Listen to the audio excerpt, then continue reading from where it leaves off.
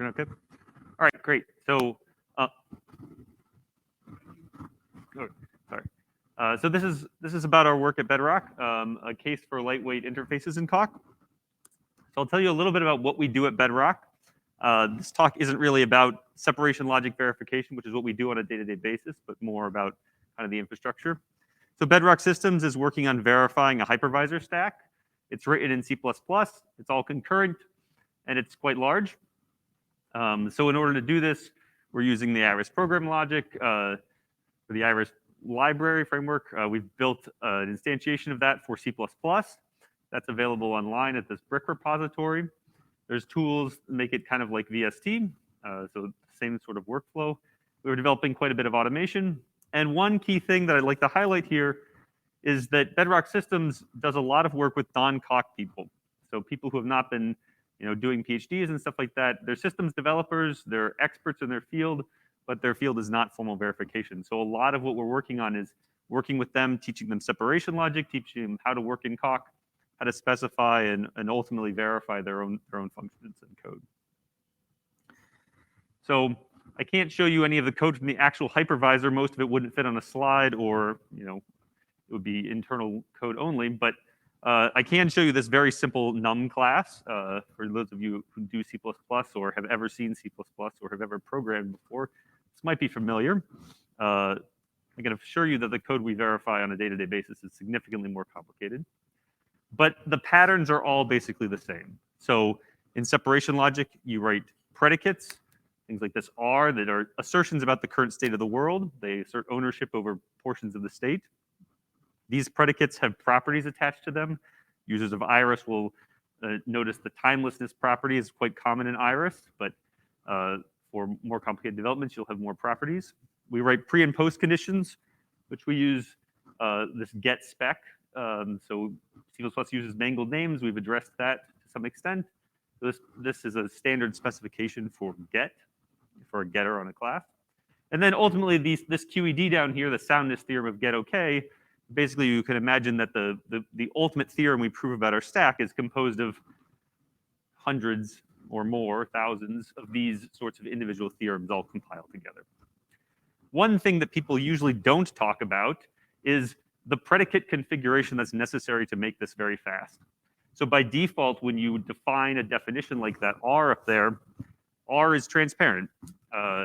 And if you are doing things very manually, you would never really unfold R, except for in very explicit places. But clients would never really unfold R. But if you just start throwing this in automation, things like type class instances and things like that, type class instances and hint databases don't know that they should treat R opaquely. And so you need a lot of predicate configuration in order to make automation on top of this work. And to just give you an idea of what sort of how important this is, we've had instances where you take a hint, you add some lines like this to your development, and you speed up subsequent proofs by 25%. That's not very uncommon. So if we take a look at this approach, we see that it's very simple. It's pretty easy to explain to you. If there's no kind of magic incantations besides that little predicate configuration at the bottom. If you know a little bit about how Galena represents this stuff, the term representation is very small, which is great. The configuration is annoying and easy to forget. One thing that I'll talk a little bit about more is about the fact that the interface and the implementation are kind of glued together in this setup. So just jump back here. This slide is very easy to understand because the class is so simple. But if you're doing a concurrent lock or a reader-writer lock or concurrent data structures, the amount of code in the interface is very small, but the amount of code in the implementation of that interface is quite large. We would like a way to look at only the interface so that we can show it to someone who's not a separation logic expert, and they can understand immediately how to use the class and what sorts of properties it guarantees. So I'll say that this simple approach is kind of failing on that front.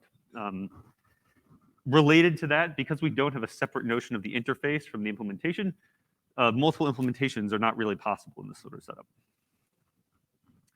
We can address the configuration problem by using techniques like hierarchy builder to seal definitions. So this is essentially this hb.lock takes this definition, but wraps it up in a module and uses opaque ascription in order to make Coq think that this thing is not defined. It's actually opaque in the kernel. So no reduction mechanism in Coq can unfold this definition.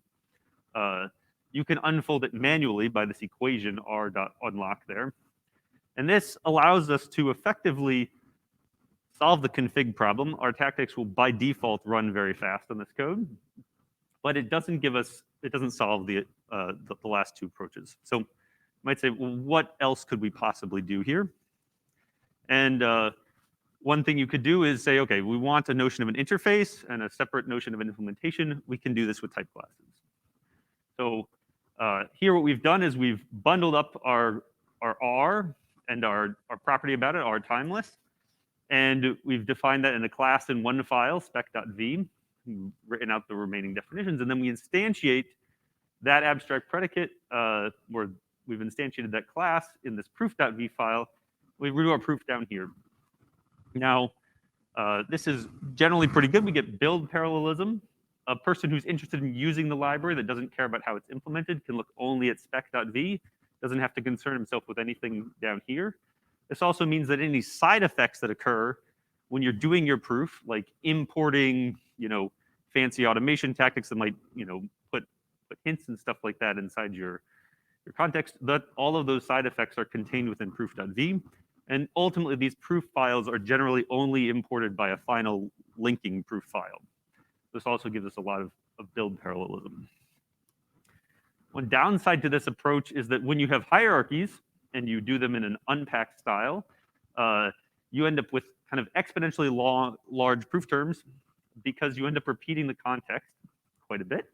So here, it's important that there's only one num instance, this n down at the bottom. Otherwise, that would represent multiple different representation predicates, which we don't want in general.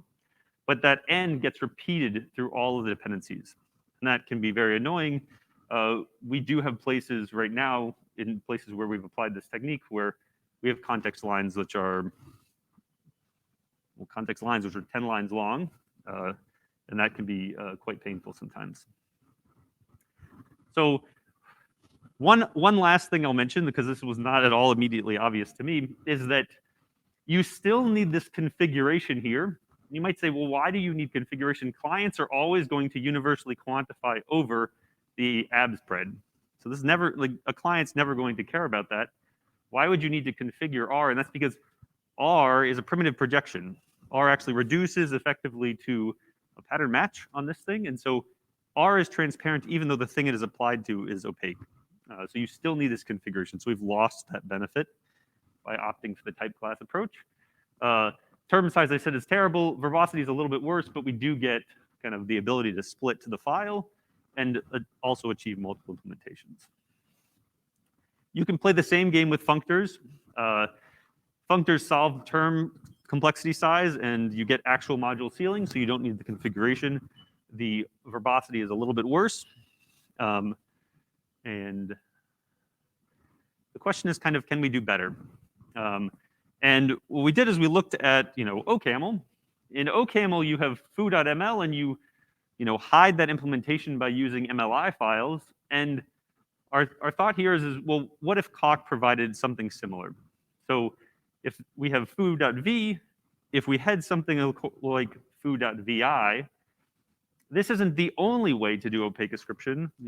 ML has regular functors as well, but this is a very lightweight way to do it. So it addresses some of the verbosity problem that we see kind of in the standard use of modules and module types that Coq currently supports. So what does this look like? You basically write a VI file with parameters and declare instances and things like that, which is all basically the same. Nothing's really changed up there. And then down here, you would just write your implementation in kind of the standard way. You don't need to do any special sealing. Internal to num.v, all of your definitions are transparent, unless they're QED'd. And outside to clients, all of your definitions are opaque, or at least the ones that are whose definitions are not exposed, like the parameters. Just like the type class setup, clients will depend, or sorry, when clients import this file or require this file, they're effectively going to require only what's in the VI file. So side effects like imports and requires and stuff like that and hints will be contained within the proof file. Other people won't see those at all. You can think of this in many ways, with the exception of the thing I just mentioned, is very similar to compilation with VOS. We get parallel compilation because once we compile the VI file, clients can start, or dependent files can start building based only on that. And that property is very similar to the work on VOS files. So this is a proposed solution, kind of the idea of this talk. So it's much less heavyweight than the other approaches, kind of more close to the simple and the ceiling approaches. You don't need configuration. You have good term size. You get to split your interfaces. There's a little bit of a question about multiple implementations. Most sort of setups of this don't support multiple implementations, though you can play file system hacks, which is why I have it as a kind of a mildly happy face. So we haven't implemented this. It's a kind of a large change, or it's not something you can just do as a simple plugin, though you could do some macro preprocessing to stitch things together.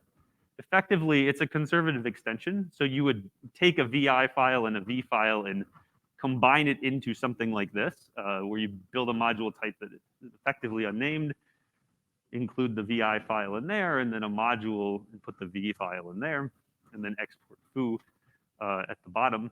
This generally would work. You would not get the compile time benefits without something like VOS. And you wouldn't get the ability to isolate the effects that come from things like require. So it's a partial solution with part of the benefits. And we aren't knowledgeable enough about the internals of Coq to know what exactly this sort of thing would take. So with that, I'm going to stop and kind of ask for feedback, questions, comments. Maybe someone can say, I worked on the Coq module system, or I worked on the VOS compilation, and I think this would be really awesome, or something like that. So I'll turn it over to questions. Thank you.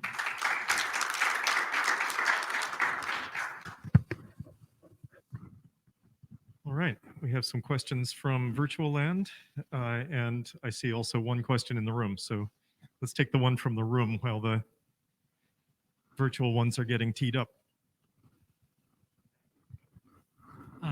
What's a heuristic? What do you want me to do? Is there a heuristic? Should I wait? Yeah. I'm not sure how to do that. Sorry. Yeah. Is there a heuristic besides the code being really, really slow to run that tells you when you should make more things opaque? Or is that like the heuristic? The general answer is you should always make it opaque.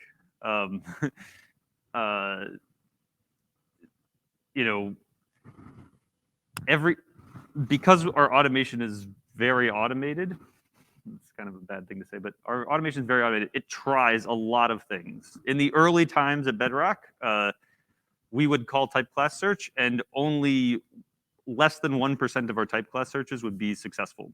So it would be failing 99% of the time. And what these hints do is they really make failure very fast or instantaneous. And that's what we're looking at when we're looking at the sort of predicate configuration.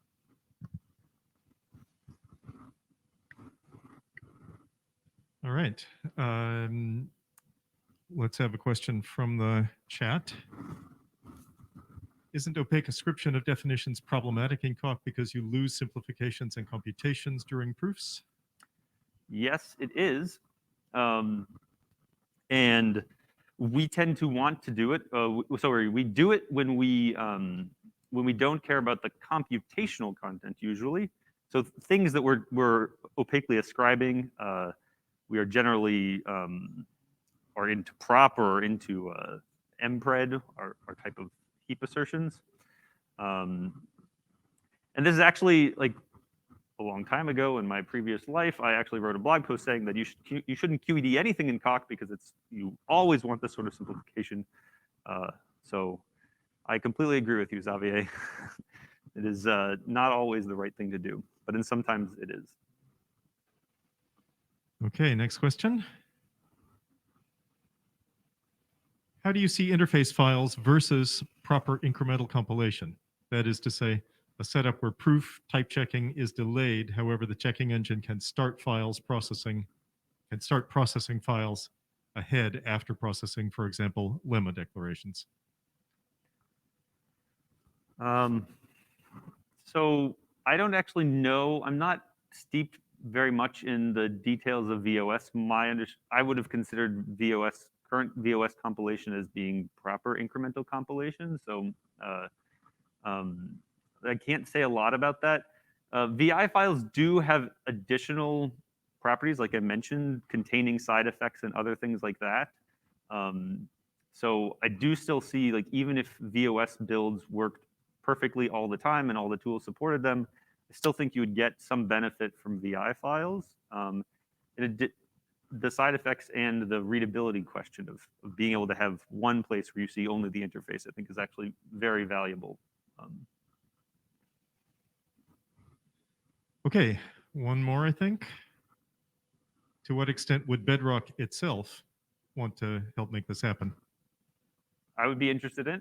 I think Bedrock Systems would be interested in. We don't have infinite resources to do this, but coordinating with people on the Coq development team and understanding both the design and the implementation, I'm sure we would be very interested in doing both.